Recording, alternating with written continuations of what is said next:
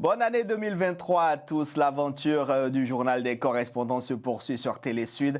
Ravi de vous retrouver pour ce numéro qui nous amène au Cameroun, en RCA et au Sénégal. Commençons justement par le Sénégal où vendredi dernier, des milliers de Sénégalais sont sortis manifester suite à l'appel de plusieurs organisations de la société civile et quelques regroupements syndicaux. Ils exigent l'ouverture d'une information judiciaire à l'encontre des personnalités épinglées par le rapport sur la gestion du fonds destiné à la riposte contre le Covid-19 comme le recommande la Cour. Plus de précisions dans cet élément signé Igor Coutan.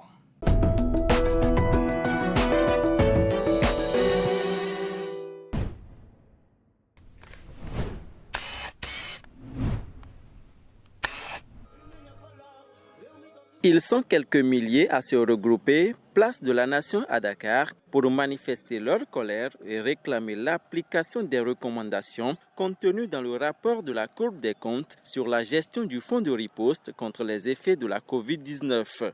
Même si le ton est modéré, les discours sont clairs. Tous réclament l'ouverture d'une information judiciaire contre les personnalités dont les noms sont cités dans le rapport.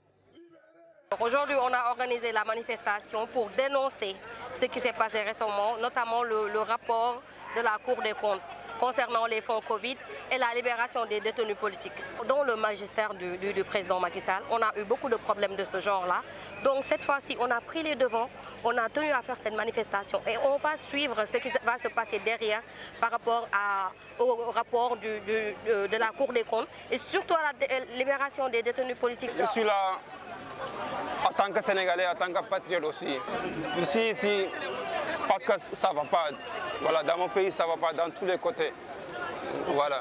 On nous manipule chaque jour, surtout les jeunes, on nous manipule. C'est des dictateurs, c'est des voleurs. La plupart de ces manifestants disent être prêts à continuer les protestations jusqu'à la satisfaction de leurs revendications.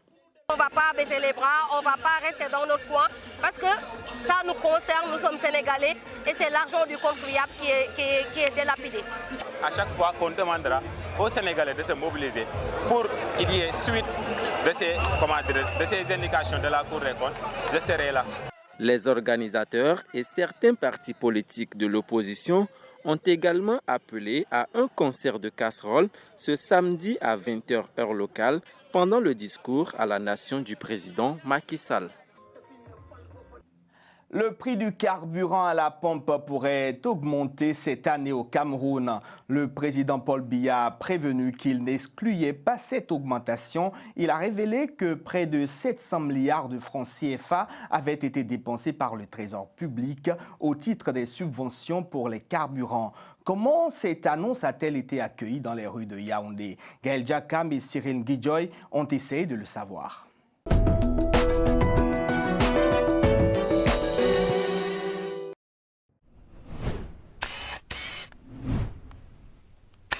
C'est désormais officiel, le prix du carburant à la pompe sera revu à la hausse au Cameroun en cette année 2023, si l'on s'en tient au discours du président de la République Paul Biya le 31 décembre dernier. Et pour cause, le Trésor public camerounais a déboursé en 2022 une enveloppe de près de 700 milliards de francs CFA pour subventionner le carburant et 75 milliards de francs CFA pour le gaz domestique. Une décision présidentielle certes connue de tous, mais qui ne semble pas égayer bon nombre de Camerounais rencontrés dans les artères de la ville de Yaoundé au regard de la conjoncture économique actuelle. Nous ne sommes pas encore prêts pour le moment. Les gens ne payent même pas d'abord le tarif. C'est toujours négociable entre le chauffeur et le client. Donc c'est un peu évident quand ça va s'augmenter, les gens vont marcher à pied. Quelqu'un peut quitter une vanne pour la poste centrale à pied. Parce que le taxi n'est pas facile à prendre pour le moment. Même moi, le taximan ne peut pas porter 100 francs maintenant. Une situation qui s'annonce très difficile pour les automobilistes qui appellent cependant à une augmentation du SMIC au Cameroun pour un meilleur épanouissement de ce secteur d'activité. C'est qu'il faut qu'on augmente les salaires des fonctionnaires pour qu'ils payent bien le taxi. Parce que si on augmente le salaire des fonctionnaires, ça va nous permettre que quand à la fin du mois, les fonctionnaires touchent, le taxi aussi doit être en haut, mais on ne s'en sort pas pour le moment. Quand on va encore augmenter, c'est pour nous envoyer au village. Le chef de l'État Paul Biya, dans son adresse à la nation, invite par ailleurs les Camerounais à faire preuve de patriotisme en l'accompagnant dans sa politique d'import-substitution qui vise à renoncer aux importations et promouvoir la production, mais aussi la consommation du Made in Cameroun. L'État dispose des moyens pour arrêter les importateurs. L'État est quand même le maître du jeu, le patron du jeu. Là où l'État va vouloir que ce soit les produits locaux qui soient avantagés, il sait sur quoi il va agir.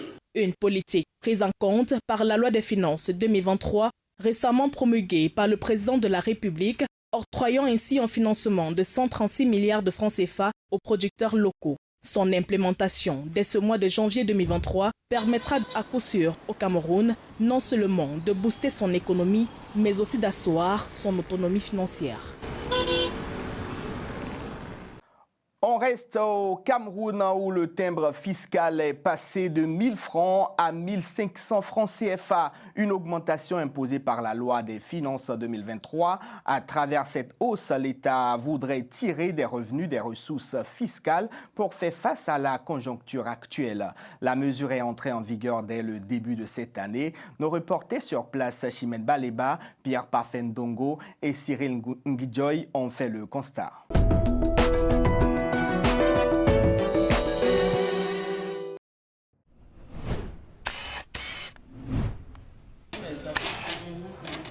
Le prix du timbre fiscal est passé de 1 000 francs à 1 500 francs CFA, soit 2,28 € au Cameroun. Cette mesure est entrée en vigueur le 1er janvier 2023, conformément à la nouvelle loi de finances. Ce timbre est exigé pour la légalisation de certains documents administratifs, dont des diplômes, des documents d'état civil ou des pièces exigibles aux agents économiques. J'étais quand même prévu, en sachant qu'il fallait le faire, puisque depuis vendredi, nous ne vendons plus les timbres. C'était la vendredi, ils ont dit que les machines sont déjà bloquées. Cette hausse de 50% est mal digérée par les citoyens qui vivent déjà sous le poids de l'inflation. Je voulais certifier 3 documents, j'ai donné 10 000 francs, mais que c'est 4 500. Il manquait un peu, comme ça, je devais très mal répondre à la dame. C'est après, quand j'ai vu le prix sur le timbre, que je me suis rendu compte que c'était vraiment 1 500. Ça ferait vraiment mal et la vie devient de plus en plus chère. 500 de plus sur le timbre fiscal, ça fait très mal au cœur.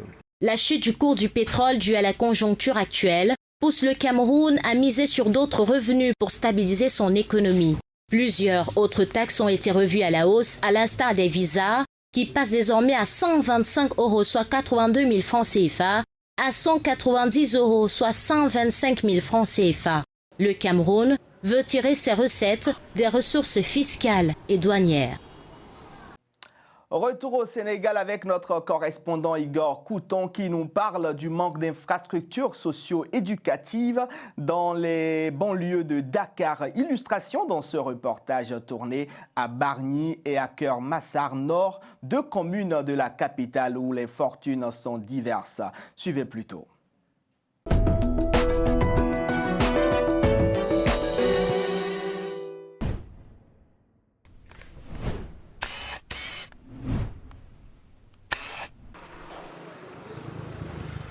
À Bargny, commune située à une trentaine de kilomètres de Dakar, cette bibliothèque, la seule dans cette localité qui avoisine les 70 000 habitants, accueille tous les jours des dizaines d'apprenants qui viennent ici chercher des manuels scolaires et autres ouvrages. Je trouve tous les livres que j'ai besoin. Sciences, de la terre, mathématiques, géographie et histoire. Mise en place par une association il y a un peu plus d'1 an et sans réel soutien de l'État, la bibliothèque a fixé le coût de ses abonnements à 3 000 francs CFA, soit environ 5 €, un tarif hors de portée pour certains parents. L'abonnement est assujetti au paiement d'un montant de 3 000 francs pour les élèves, de 5 000 francs pour les étudiants et de 7 000 francs pour les particuliers.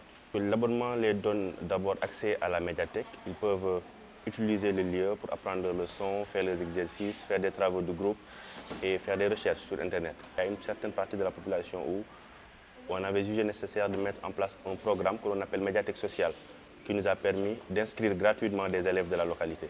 Donc c'est dans ce cadre que des bonnes volontés et des entreprises dans le cadre de RSE nous ont donné une somme d'argent pour au moins inscrire un certain nombre d'élèves. Situation moins reluisante à Keur Massar, une autre localité de la banlieue dakaroise. Érigée en département en 2021, cette bourgade de plus de 500 000 habitants ne disposent d'aucune bibliothèque ou centre de lecture public. Les élèves n'ont d'autre solution que de se rabattre sur les manuels que mettent à leur disposition les écoles. On a ici, au niveau de l'établissement, une bibliothèque, là où vous allez trouver tous les livres dont l'élève a besoin. À partir de la classe de 6e jusqu'en 3e, vous allez trouver tous les livres dont vous avez besoin, que ce soit les ouvrages, que ce soit les autres livres que vous allez trouver dans les papeteries qui sont très chers. Cette absence d'infrastructures socio-éducatives a un impact sur le rendement des jeunes élèves. Aux alentours, il n'y a pas de bibliothèque. Maintenant, s'il y a un impact sur les élèves, là je dirais oui, parce que tous nos élèves n'ont pas accès à cette documentation. Comme Keur Massar et Bargny, toutes les communes situées dans la périphérie de Dakar souffrent de ce manque criant d'infrastructures socio-éducatives.